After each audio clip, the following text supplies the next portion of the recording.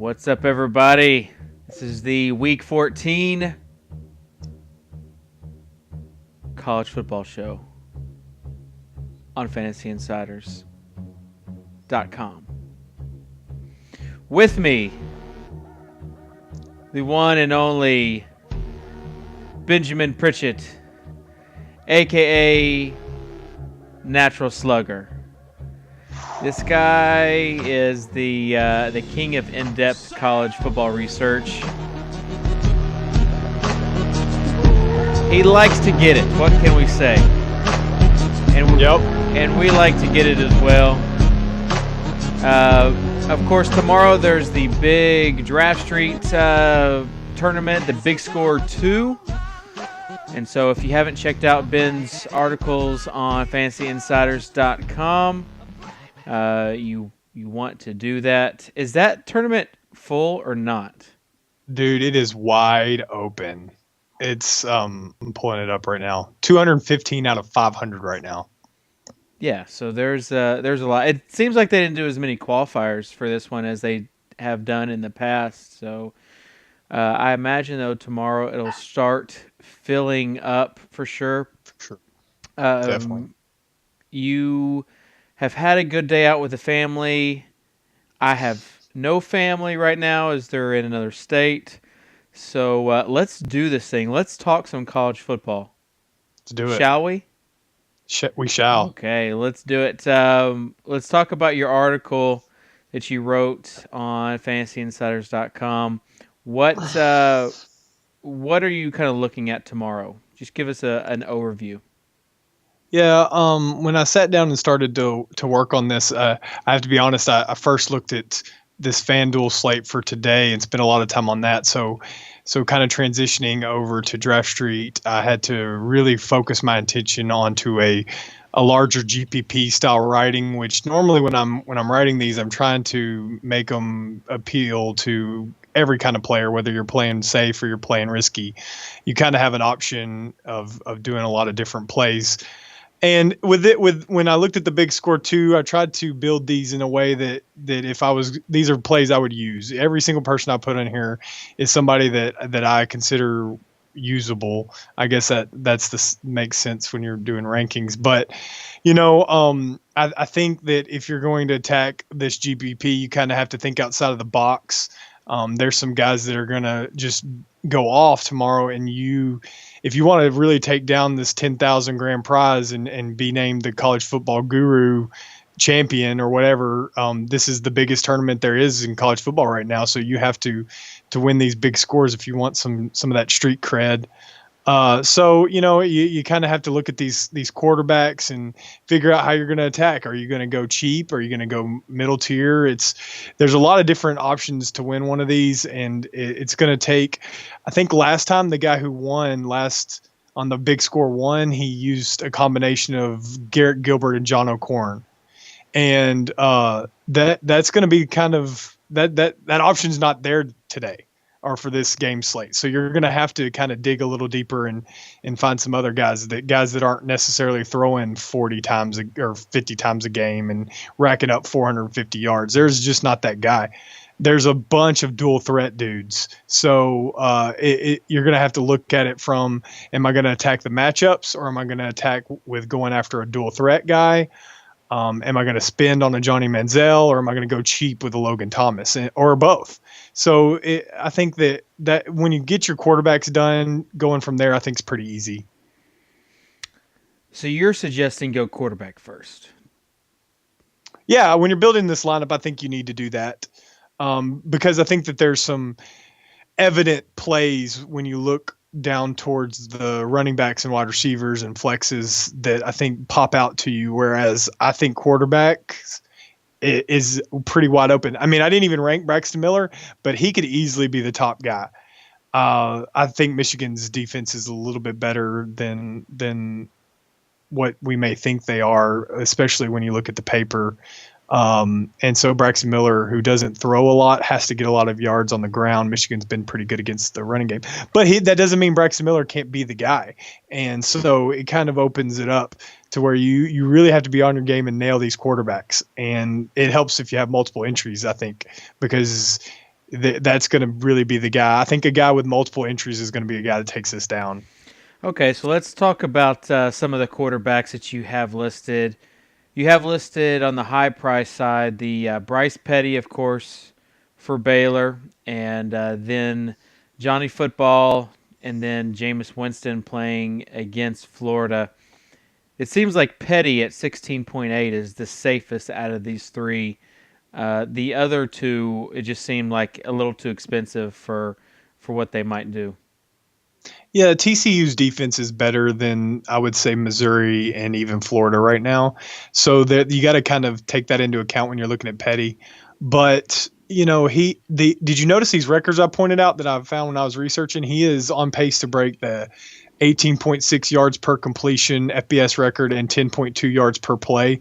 Bryce Petty, that's how dynamic. Yeah, that's how just he's on pace to break FBS records. And when you've got guys like David Fales and David Carr just throwing up huge, massive numbers, it's pretty remarkable that Petty's actual numbers per play are right there with those guys. And it's just a testament to the fact that Baylor can also run the ball. I think Lake Seastrunk's going to be back. You can't quote me on that. Nobody knows what's going on with Art Briles and what he's going to do. But if Lake Seastrunk's back, it should take a little pressure off Petty. Petty's got that $16K price tag, like you said, which really it's important when you can get $3K less than say a Johnny Manziel. That is important.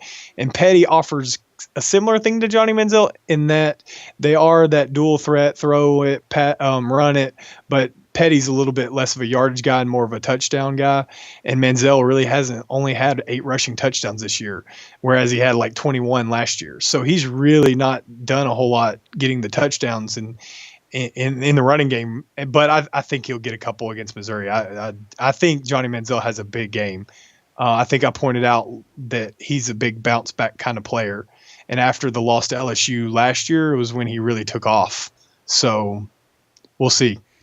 Part of me thinks that you can't really play the psychologist card too much, but with Johnny Manziel, you almost have to.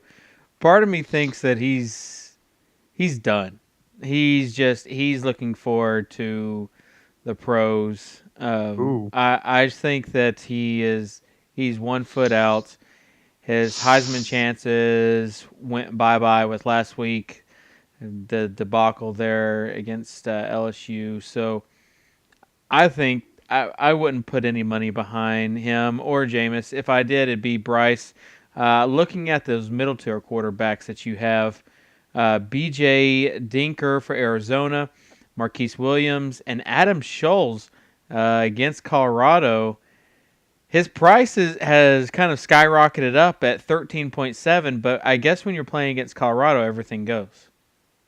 Yeah, this is one of those plays, especially in these GPPs. It seems like picking the guy playing Cal or Colorado or SMU or Rutgers or, as we just saw today, Fresno or San Jose State. These guys perform. It doesn't really matter the caliber. And when you saw what Schulz did last week against Washington State, who's another one of those porous defenses, he just torched them. And so I have to think that they have healthy options. Drez Anderson looked good last week. He threw 2 touchdowns and over 100 yards to the tight end, Jake Murphy. So, I mean, he is definitely in play at 13.7, and I think a lot of people will be off of him. I don't think that he'll get used except for by people just trying to throw a dart at a board. And he's definitely one of those guys that could sneak in and be a top play. So, yeah, it's a matchup play. It's not necessarily a talent play. A lot of people, from what I've read, I mean, I haven't gotten a chance to watch Schulz actually play, but from what I'm read, he's a big guy. He throws well, throws accurately, not much of a runner, but I like accurate big quarterbacks when they're facing really bad secondaries. So he's got potential for sure. You have B.J. Dinker listed as your number 1 medium price quarterback at 14.7, and then Marquise Williams at 14.2. Tell me why that you would like to have Dinker over Williams, especially with Dinker having the running back Kadeem Carey in the backfield that could potentially poach some of his touchdowns. Well, it's opposite. Normally it's Dinker poaching Kadeem Carey's touchdowns, and Arizona State's going to be without Marion Grice. It's going to be interesting to see how they play as a unit, whatever they decide to attack this game. But I mean, Dinker gets his yardage. He has 811 and 11 touchdowns. Playing extremely well over the course of the last 6 or 7 games, and so it's going to be interesting to see how he handles this game. But he just was so amazing. Like, trust me, I had Mariota as a top play last week, and so I was watching that game, and I had Mariota across a couple of teams, and so I was interested in that game. But man, Dinker walked away as my guy to watch because he just was so impressive, and he didn't even really try. And they were running the ball like 48 times with Kadeem Carey, so it wasn't like he could do a whole lot, but he still had 100 yards rushing. And I think Arizona State's not that great against the pass. I think I have it right 76 against the pass and 85th against the run. I think Kadeem Carey is a little bit out of a price range to actually own him. If you want to get a piece of the Arizona offense, you're going to have to do Dinker. So. Yeah. We have Tommy G 1979 is in the chat. He says, "Careful though, Slug. Scholes is not accurate. Watched him last week. 34 for 76 his last 2 games.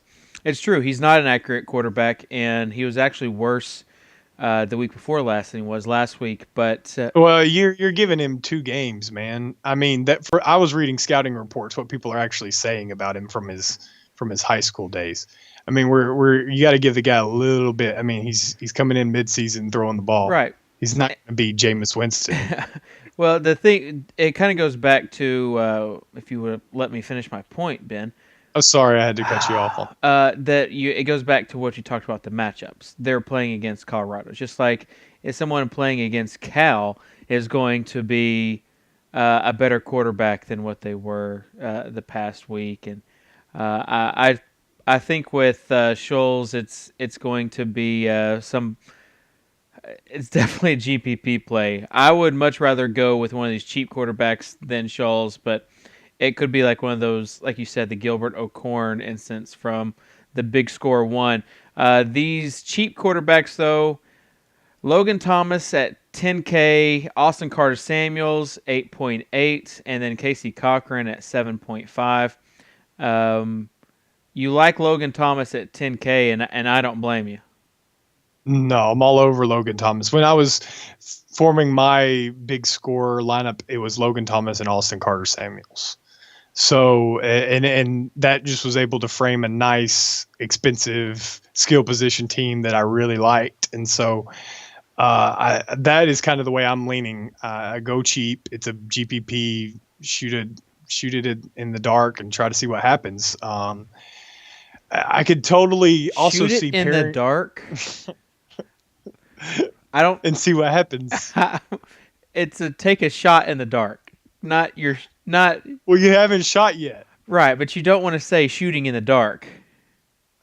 I'm going to shoot in the dark here. You want to take a shot in the dark.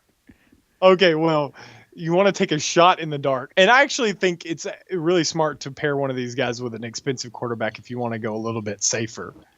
Like, what you were talking about. Like, put a Petty and a Logan Thomas together and then kind of go a little cheaper on one of those skill position players where you would have gone like a Mike Evans. Now you're going Trayvon Green or something. So, yeah. I can see that. Austin Carter Samuels is the one thing you have to worry about is last week they did not exactly release him to do a lot. And they also put in Patton Robinette a lot on third downs because I've heard some reports that Carter Samuels has some sort of tear in his knee. But he looked fine sprinting at the very end of the game during the celebration. People were talking about that. He also, once they kind of took those reins off of him in the fourth quarter, he did have that long touchdown drive. Obviously capped off by Robinette in the fourth quarter or at the end, but Austin Carter Samuels is the one making those passes.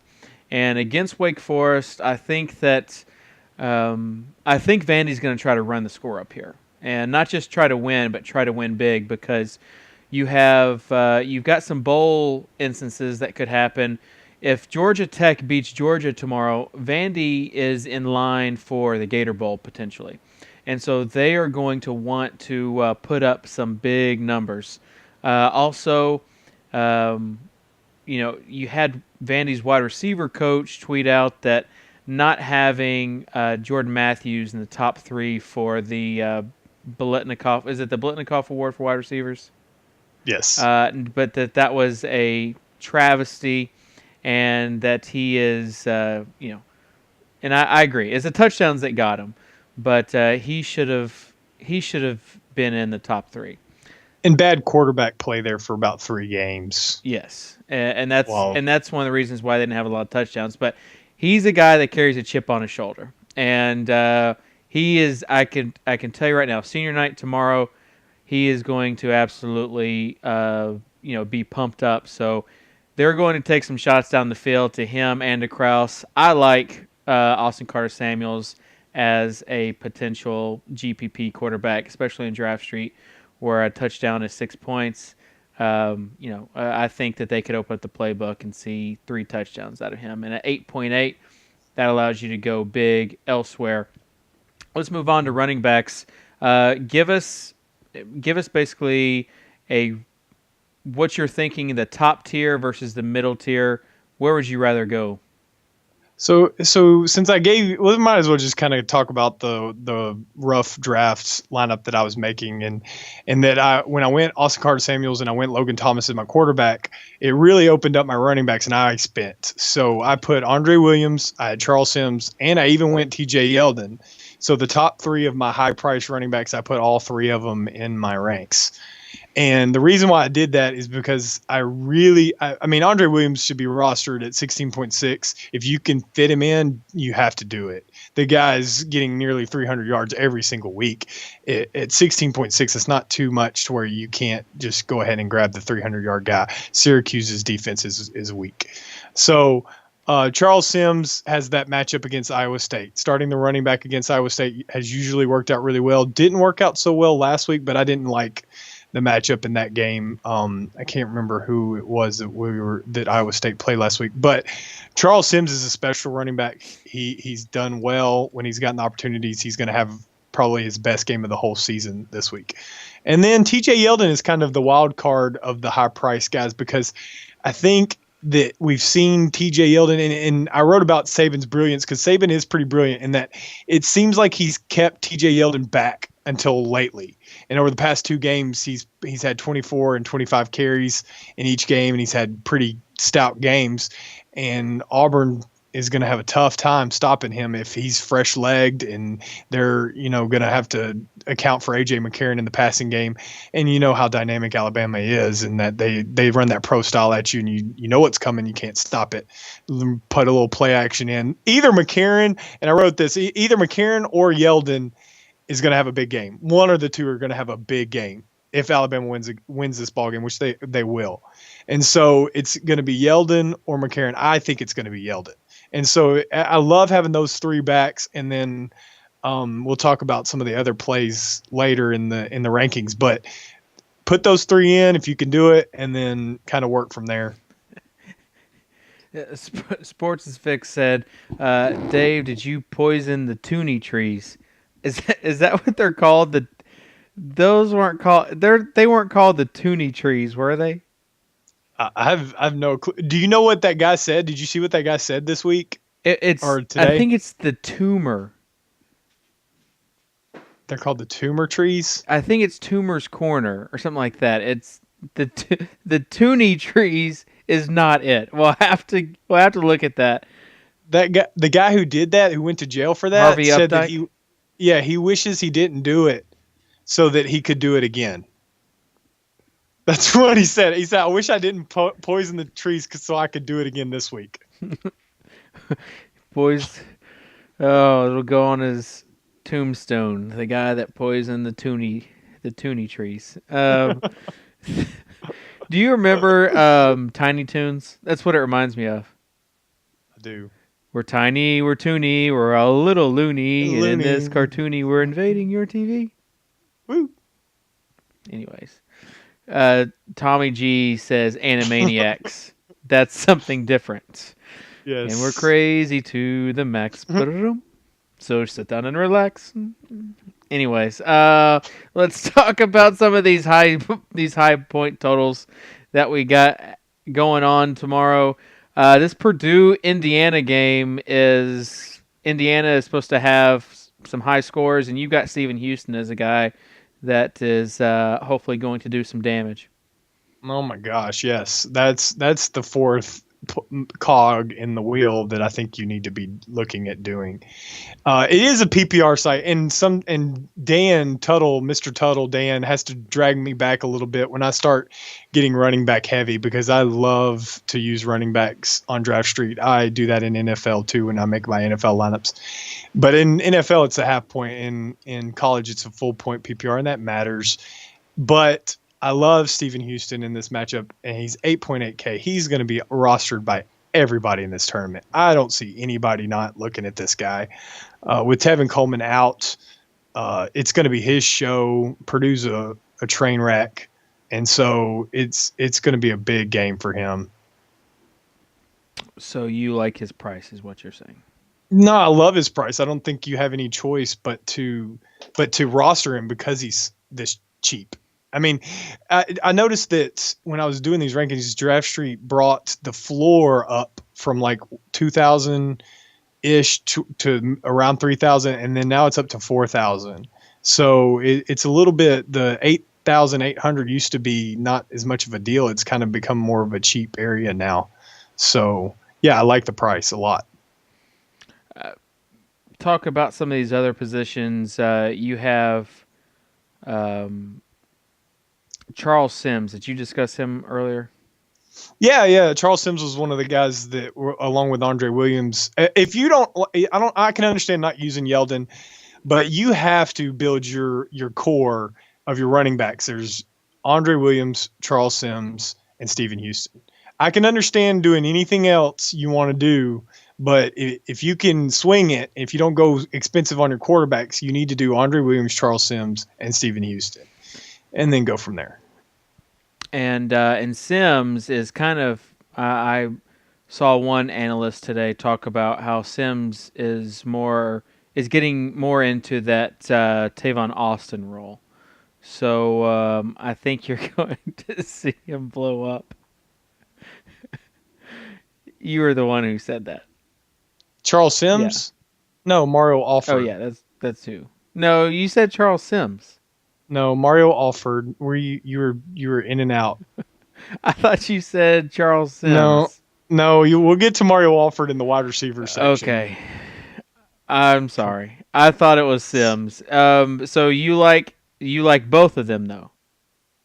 Yeah, I like Charles Sims as the running back. Mario Alford's kind of hasn't been getting a lot of carries yet, but he is that speedy burner. He went to the Georgia Military Institute. He's a real cheap wide receiver. He's like just over minimum 4K.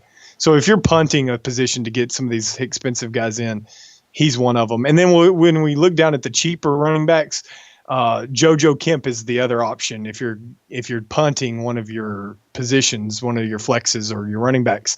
JoJo Kemp looks to he doesn't have sole possession of the job. Dyshon Mobley is the other running back that is now emerged for Kentucky, and they will not have Raymond Sanders. So it's going to be one or both of those guys to have big games. I wish Mobley was in the player pool. He's not. So if you want to play in that game, you got to go JoJo Kemp for the running back against Tennessee. Tennessee is a mess too. So at 4-3, if he gets 15 carries, he's got a good chance of paying himself off.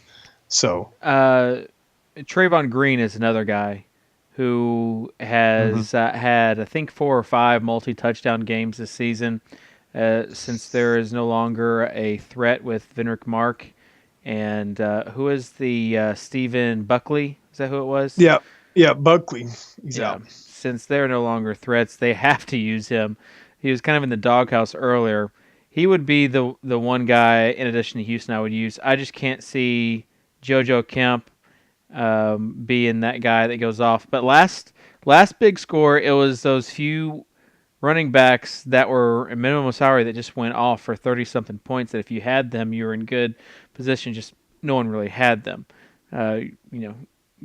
It was Desmond Rowland, and nobody rostered him. He was 0%. He went up for like 30 something points. Getting to the wide receivers, Antoine Goodley at 12.7.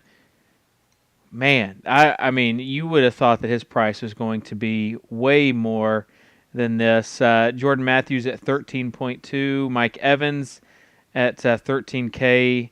Mike Evans is the guy that Jordan Matthews should have replaced in the Biletnikoff Awards, but such is life. I can't trust Mike Evans, but he is that guy that is just absolutely explosive. He is your GPP play with a high, really high ceiling. But Goodley obviously is that number one pick for you. Yeah, he definitely is. And I tried to figure out ways that I could get him in my lineup. But I kept going back to, since I'm not using Johnny Manziel, I went with this little, as I was making their lineup, I went with Labhart and Evans to try to kind of pull some of Johnny Manziel's stats that I think he's going to have without actually having to play Johnny Manziel. I know that kind of sounds silly, but I wanted to, I know you do that when you play FanDuel, if you've got a big time throwing quarterback. That is assuming that Manziel continues to throw the ball and doesn't try to run for 200 yards and 3 touchdowns. That would be bad. But yeah, Goodley's the man. Goodley he got a lot of his points last week in the third and fourth quarters after the game was already over. And Oklahoma State just had a really good game plan. And as long as TCU doesn't just come in with the same exact game plan and have the same success, Goodley should have a great game. And if I'm so high on Petty, I have to be high on Goodley because Goodley's his main option now. Especially if Lake Seastruck isn't around, he's going to have to force Goodley the ball. So you're high on Petty? Yes. He's number one. Wow. I know that kind of does go against me though. I don't think I've ever had him in the ranks. I've never even had Petty before. Is it good? Petty? Yeah. It's real good. It's when it's warm.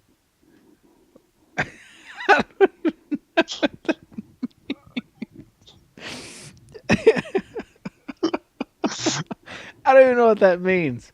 What were you even talking about? I don't know. I was trying to talk about marijuana. Yeah. Oh, and then Mav says heavy petting. Papa Cub says peyote. Don't sweat the petty stuff and don't pet the sweaty stuff. That is my motto. You have Sammy Watkins at 11.9. Do you factor in the rivalry factor at all as far as Watkins going up against South Carolina? You also have Mike Davis going up against Clemson. Do you factor in those rivalries? For sure. I think this game is going to sneak into being a high-scoring game. And that's because I have faith in all the skill players involved. Watkins, Boyd, Connor Shaw. You know I love Connor Shaw. And Mike Davis. I think they all have potential to have really big games. And Watkins has been just awesome the past few weeks. He's up at the top. I pointed out he's up at the top of the receivers with targets to catches. And Mike Evans is another one of those guys. I know you just hated on him, but he's another one of the guys that catches the balls when he's actually throwing them. And, Watkins is not cheap at 11.9. I mean, it's not expensive either for a top-tier wide receiver, but he is playing in South Carolina, and that'll be a tough environment for him. But the way he's been playing, the way Taj Boyd's been playing, I don't see how he doesn't have 9-10 catches, 100-plus yards, and a touchdown or so. Some of these other wide receivers that you have, they just scream danger to me. Watkins he's a lock. I mean, he is going. I don't have a problem with him. Latimer, I don't really have a problem with him either. Let's talk about these other wide receivers. Jeremy Gallen, Quinshaw Davis, who's had a couple good games going up against Duke, and you can always get in a shootout going up against Duke. Drez Anderson, and let's see, Alex. Amadon, and those are it. But of those guys, who do you feel the best about?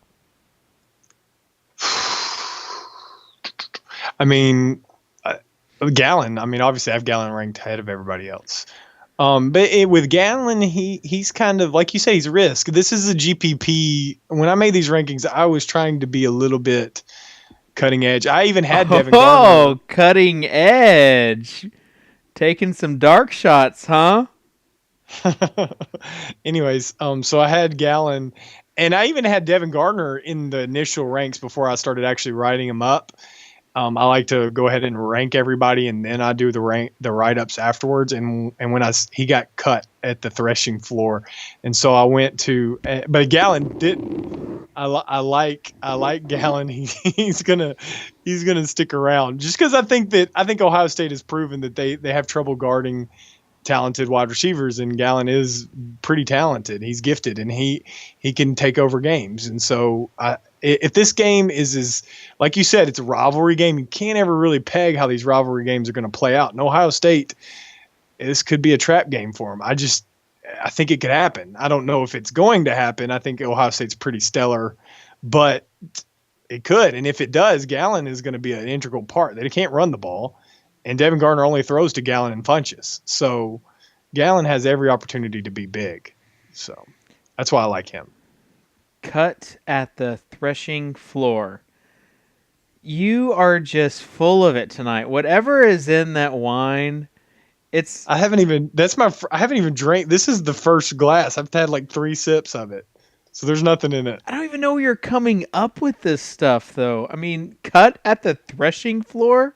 Well, it's harvest time. You know what the threshing floor is, where you cut your wheat and the leftovers hit the ground. I prefer to use sports analogies. Not talking about the cotton gin over here. I feel like Eli Whitney. Oh my gosh. You know, whatever, man. I have to use the words that come to my mind. I wish that we had a camera that was just on Tommy G the whole time that you're using harvesting terms, because you know he does not know what the threshing floor is, being up there in New Jersey. No, he has no clue. He said to get a GoPro. TMH says I'm from Florida. I don't even know what that means. There was the first time I've heard it as well. So again, I feel like we're in agriculture class as is. So anyways, let's get off of there and go to. I'll just tell you kind of my philosophy and how I see things going tomorrow. I want people that just have excellent opportunities. So Jeremy Gallon, he did have that one good game. I just don't think you have to use him tomorrow if you don't want to. Quinshon Davis, maybe. I'm looking at wide receivers though that have the capability of getting a lot of targets. I don't like pairing my wide receivers with a running quarterback, so I will stay away from Mike Evans. And I'll just go with guys that can get that 150 yards, 8 catches, 2 or 3 touchdowns. And I think that this Labhart guy is a guy that's a possession receiver. I'll just let you talk about Alford from West Virginia while Tommy G in the chat actually he's good at Googling. He posted a thing about the threshing floor in the chat. So you'll have to check that out if you're watching this on our YouTube channel. But talk about Alford, the guy from West Virginia, please. Well, yeah, I'm definitely we'll talk about Alford. I also want to talk about some of the strategy that I think you offer some insight as to how to attack a GPP like this. But yeah, with Alford, he was kind of a guy that came to me as I was just kind of looking over game box scores, and I was looking at things. I haven't watched a lot of West Virginia football. They've just been so bad that it just hasn't really caught my interest in some of their skill position players. They just don't have anybody other than Charles Sims that I've even paid much attention to. But this kid has really come on lately, and things I'm reading, he's fast. I watched a little bit of his highlights from high school and from Georgia Military Institute. At the GMI, he was a running back primarily. they've compared him to Tavon Austin. I've heard some people compare him to Steve Slayton. West Virginia people are trying to look for all kinds of ways to compare this kid to some of these other spots. But he's 4,200. So if you're punting a wide receiver, I gave you a punt for the running back. This is your punt for the wide receiver. He's put up pretty good stats in each of the last 3 games. Some big touchdowns. So you could do a lot worse and pay a lot more for a guy when you're trying to really free up your cap to get some other dudes. Last game against Kansas, he had 3 receptions for 76 yards. The game before that against Texas, he had 97 and a touchdown, and he ran the ball for 20 yards. Only has 1 touchdown, but he hasn't really been getting a lot of play. He's getting tons of play now. Tons of play. So 1 or 2 big plays, and he's met his value. So I actually like him more than JoJo Kemp. I would agree. Liking him more than JoJo Kemp. You have Nelson Aguilar with Marquise Lee out, and then Brandon Coleman, who actually got into the end zone. Was it last week? It was 2 weeks ago. 2 weeks ago. Sorry. But he is playing against UConn, should have every opportunity in the world to get into the end zone again. I don't know what to do with this guy. If you're trying to fill it out, he can be that guy that could win it for you. UConn isn't very good defensively, and Brandon Coleman supposedly has all kinds of skills that we just haven't seen this year. So Laonte Carew's out. They don't have any other wide receivers. So if they're going to throw the ball, it has to go to Coleman. I think they're going to run the ball. That's why I have Paul James so high. I think they're going to run the ball and pound the ball. It's going to be cold. They're going to be looking to run. And if this game stays tight, Paul James could have a good game. But I don't have any faith in Brandon Coleman. But I'd put him in because he is a GPP monster. He could be a GPP monster. Or he could be a GPP nightmare. Yes, true. So he could be like Deontay Greenberry was today for a lot of people, and that is non-existent. Yeah, the Greenberry thing pisses me off, and that's the one thing about college football that's just really hard to deal with is you can only know so many injuries. I mean, I know Don Best does a pretty good job of updating their injury information, and Twitter is okay when you're trying to search for injuries. But I mean, I didn't even know. I knew he kind of got dinged up in the last game, but I didn't have any clue that Greenberry was going to be out until like the game had already started. Oh, by the way, Greenberry's out today. Well, dude, too late. We all got screwed. And so it's a tough thing to deal with. Hopefully you read the part where in the article for today's game that you had to get Zerlin Timpton in your lineup because he was in beast mode all day. Yes, he was. It was a good call, Ben. It was a very good call. As was a few other guys that you had. O'Korn didn't pan out, but hey, you had some other good calls. I didn't think that game was going to be such a big blowout so early. I mean, and Greenberry would have made a difference in some of his passing stats, I believe.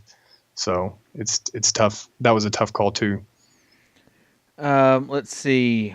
You had as far as the tight end goes, give us some tight ends that you like. So here's the deal on the tight ends. I made a point to recommend not using the middle tier. Either you're going to be paying for Funchess or Murphy, or Ebron if he plays. Ebron looks doubtful. But Murphy and Funchess you pay for, or you go cheap. And there's tons of punt tight ends tomorrow. You got Chris Coyle, who, if Marion Grice isn't playing, I pointed out that some of those receptions are going to go to DJ Foster. But some of them could very well go back to Chris Coyle, who a lot of people thought was going to be very active in the passing game this year. He just hasn't really been that. But this could be an opportunity for him to be that guy. Dan Vital, I have him just super back. This just seems kind of like playing Illinois, who can't handle any kind of running backs, even if Dan Vitel's kind of a hybrid H-back. And then EJ Bibbs is a stud guy that nobody knows about. He's one of those guys that could sneak in and just have a touchdown or two, kind of like Hunter Henry was today. Hunter Henry, minimum price guy on FanDuel today, put up 2 touchdowns. And just kind of, there's going to be a guy in these punts that's going to be that. And I think it's going to be either one of 3 guys. It's going to be either EJ Bibbs, it's going to be either Calvin Klein, or it's going to be OJ Howard. and those are kind of the guys that bring up the rear. But I think Coyle is a little bit more consistent. I think Coyle could give you that six catches, 60 yards, and maybe a touchdown. But I think Bibbs, Klein, and Howard had the potential for 100 yards and 2 touchdowns, like something crazy. Wait. There's a guy named Calvin Klein for Virginia Tech. Yes. He spells his name Kalvincline. Calvin Klein. I've got to play this guy now. No, you do. You really should. No, I put. Did you not catch it? Calvin Klein is bringing style back to the tight end position in Blacksburg. Oh, did you not catch that? I didn't the first time. Nah, there you go. You got me. Calvin with a K instead of CK. It's KC. That is clever. Whoever his parents are, well done. You have scarred your kid, but you've brought laughter. It's like the parents who name their twins Lamangelo and Orangelo, but they're spelled Orange Jello and Lemon Jello. It's bad. There's no recovering from that. But like you said, they've raised the floor on these positions, so you're going to have to get something out of your tight end.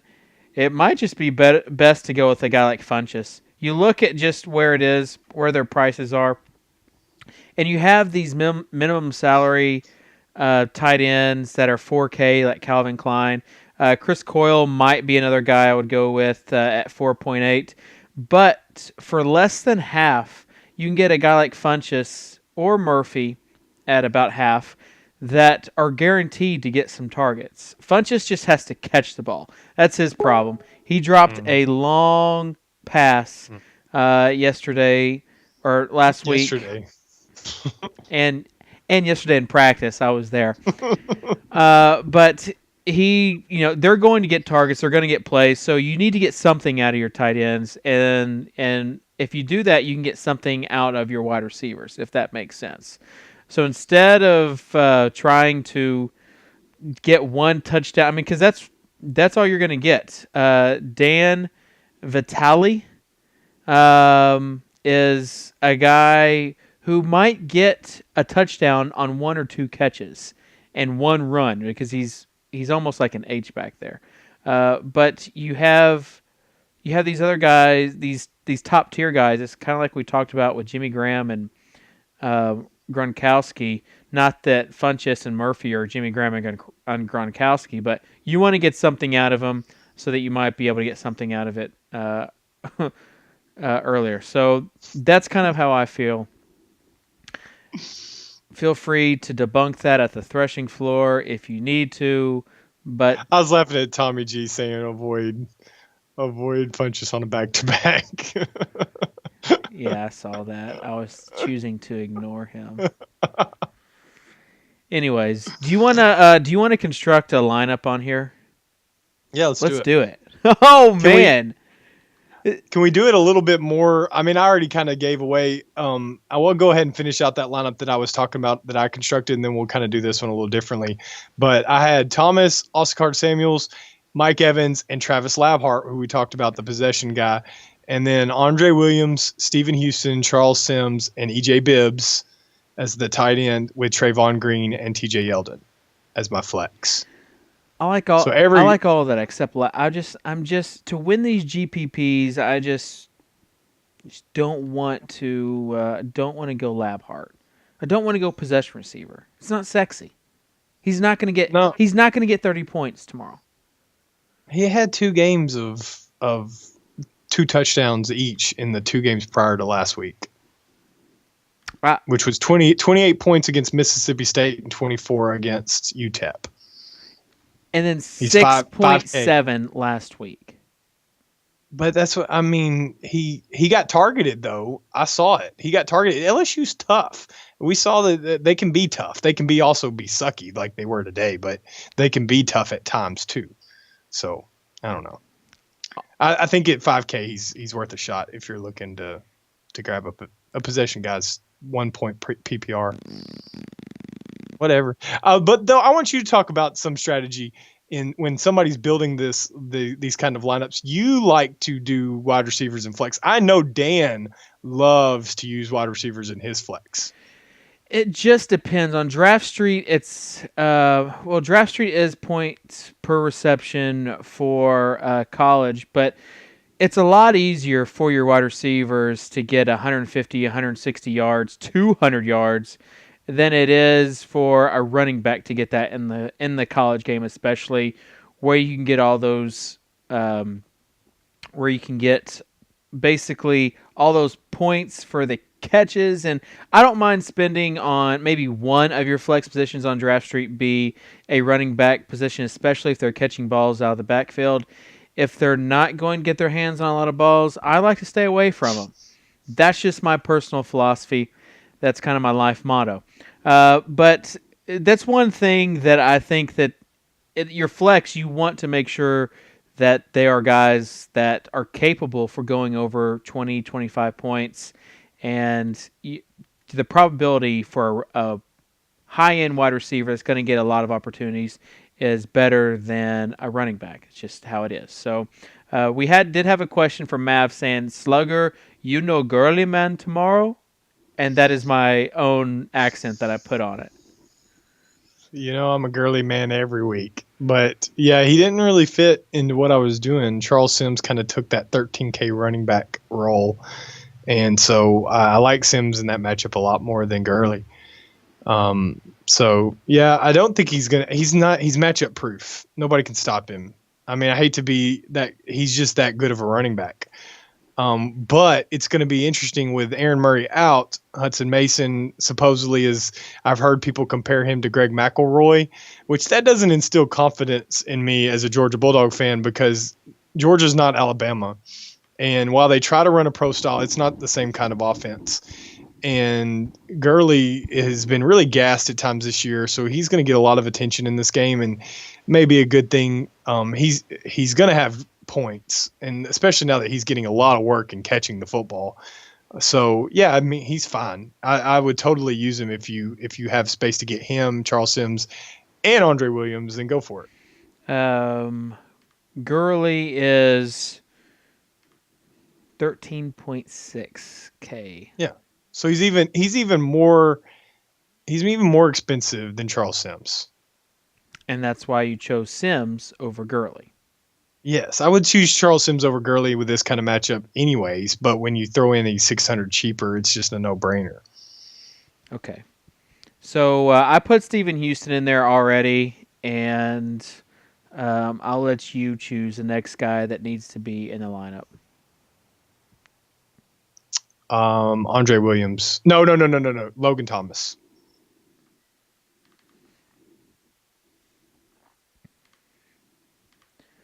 You like Logan Thomas, and might as well go Bryce Petty, because Bryce Petty, you're paying for him right here, but you've got to pay. I mean, if he gets 5 or 6 touchdowns, he's going to pay off, especially with 6 points per passing touchdown, and he definitely has the best chance to do that tomorrow. Your play. Let's go Charles Sims. Actually, let's go Andre Williams. Sorry, I'm indecisive. It's hard to build a lineup like this with this drafting. Andre Williams, he better get 35 to 40 points. He does that every week. I know. I'm saying he better do it tomorrow. Tommy G says TCUD doesn't scare you guys tomorrow at all. One of the biggest D's I've ever been afraid of. I don't even know what that means, Tommy. But we did talk about that earlier. You think that the defense is better than people give them credit for? I think they're good. I think TCU's defense is good. They have good cornerbacks, and they're solid. But they're also 4-7, and Baylor is pissed. This is an interstate rivalry. I just don't see how Baylor doesn't have a huge game in this kind of atmosphere. This is an interstate rivalry? Yes. Intrastate. Intrastate. My gosh. I'm sorry. When you say threshing floor is going to cut you in the dark, while taking shots. You have to get some Fair enough. flack for saying interstate rivalry. That would be the Duke North Carolina game, the I-40 rivalry there. Jordan Matthews is a guy that I want to come back to Andre Williams because I think a lot of people might be playing him. Let's keep him in here for now, but he might be on the threshing floor as we know it because we see what his ceiling is, and it could be high. But to get a balanced lineup, you're going to have to go really cheap on some players because right now our per player dollar amount left is 7.8. And we haven't even. I mean, it's going to be a lot of cheap shots. All right. Well, I would rather get rid of Bryce Petty than Andre Williams personally. But I know that's getting rid of. You're trying to get rid of my play. I think you're better off getting rid of Bryce Petty than you are getting rid of Andre Williams. Okay, so who would you go with at quarterback then? Instead of Bryce Petty, I think you could go. Let's go Marquise Williams. Mav said that in the chat as well. So we'll go Marquise Williams, and we'll just go ahead and match him up with You gonna do Davis? Winshod. Fair enough. So is it my turn? Oh, let's go with some Charles Sims love.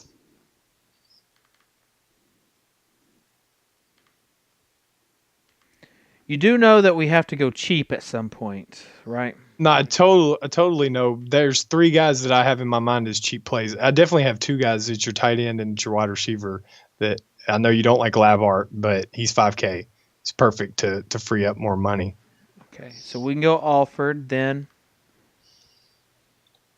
And let's go Labhart. Oh, okay, we going Alford. What about you? You don't like to punt the tight end, right? You didn't want to punt the tight end.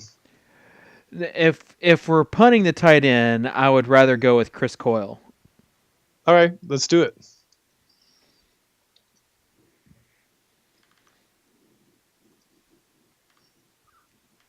Okay, so we have 8.4 left for our flex position, and it's going to be Nelson Aguilar is 8.4, but I'm not sure anybody else is around that area. Trayvon Green is 8.9, I believe. No, he's 8.1. Running back for Northwestern facing at Illinois.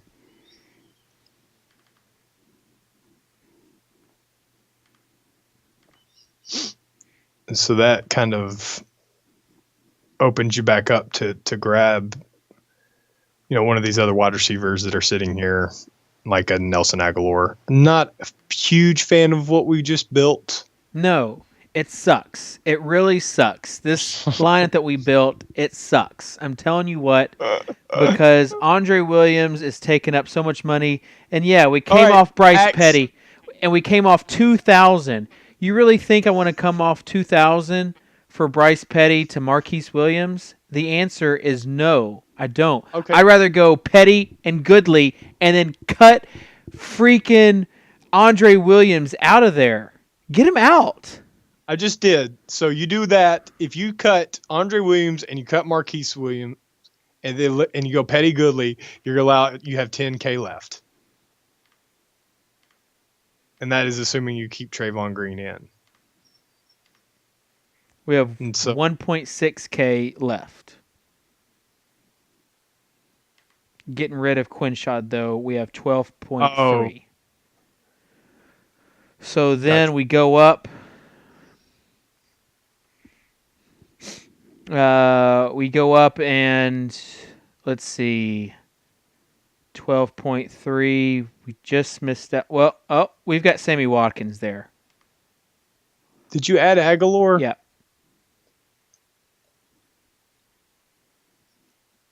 Yep. So here is the lineup right here. That is much better to me. Teammate Sports says bad move and Tuttle says Andre for 50 plus tomorrow. So obviously I might look like a friggin' idiot, but I think when doing your lineups, the prices are such where you want to have a more balanced approach because Andre has to go for 50 plus if you want to win that thing. Because you're spending a lot on that position. So that's just how I feel. And that's why we're on this show together. That's why we have people in the chat telling us that we're so smart and everything, and you really just embarrassing us with their kind words. Like I'm reading Evan Pro. You guys are the best at what you do. Keep on doing it. Wow. Mr. Tuttle 05 says, man, you guys really look good tonight. I hope your plays are as good as how you look. Wow. You guys are too kind. Yeah, you are too kind. Keep the comments coming. You can watch it in the chat. You can also find us on Twitter at Natural Slugger for Ben Pritchett, at Soccer Dave for me. So we'll be around taking your questions. If you have any questions, feel free to ask it in the chat. We'll get to them, or hit us up on Twitter. Ben, any parting shots that you have? No, I just think you just kind of do what works for you. And then we all kind of, at this point, everybody who's in this chat room, I recognize you, and you kind of figured out how to play college football. And Draft Street's a complicated site. So you got to hit for the fences and remember that threshing floor. So cut the guys that you need to cut, trim the fat, shoot for the stars, so bad. Land in the moon. Anyways, so yeah, it's just one of those things where you kind of have to figure out how you're going to play this. And I think all you guys can do that with these rankings and kind of some of your own knowledge, and make sure you do your homework. And good luck. That's right. And remember, we're here for you. Papa Cub says thresh for the moon. The Friday show, it's always a fun show. And I feel like Ben, with all the research that you do, it's fun to hear you just go on tangents about players, because that's what you're passionate about. We appreciate that, man. You're welcome. I mean, college football is almost over. I know, it's sad. It is sad. Let's see. Tommy G says, man, the quality of your guys' show is unmatched. Keep up the good work. You have set the bar so high, I'm not sure anyone could ever reach it. Thanks, Tommy. Yes.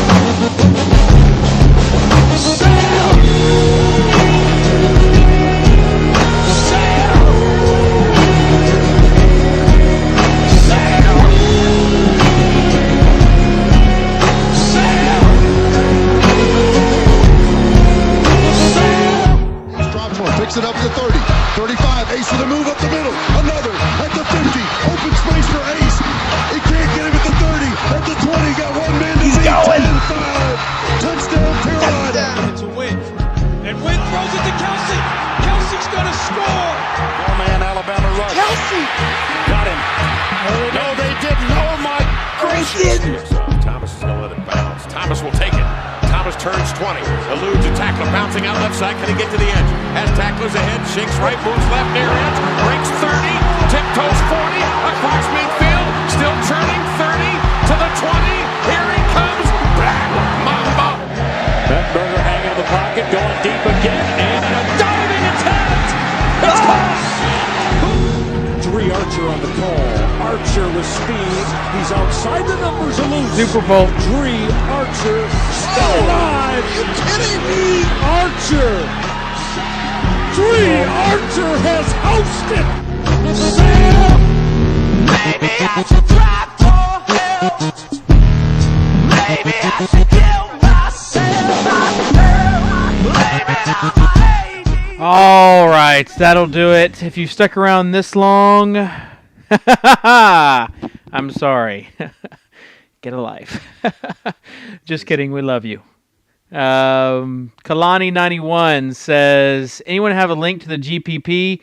By the way, you guys are doing a great job. Don't know what I would do without you in my life. Thanks, Kalani. And GPP on Draft Street should be the featured scoreboard link on the Draft Street homepage. That will do it. Find us on online, fantasyinsiders.com. YouTube.com/fantasyinsiders is the YouTube channel, and we will see you later.